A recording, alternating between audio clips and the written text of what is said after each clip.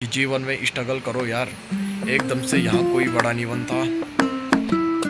छोटे छोटे स्ट्रगलों से ही व्यक्ति के अंदर हुनर आता है और व्यक्ति कुछ अच्छा करता है। तो मेरे भाई, जीवन में कठिनाइयों से लड़ना सीख और वर्कआउट कर यार, जीवन में बॉडी बना।